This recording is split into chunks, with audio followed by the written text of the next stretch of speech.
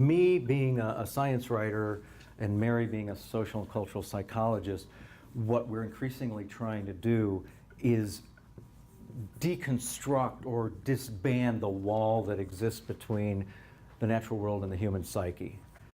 Development happens when a person moves from being a thing to having a thing. And so full ecology is really inviting us to move from being this myth of separation into having it. Because when we have it, we can make far more thoughtful, sophisticated, effective decisions.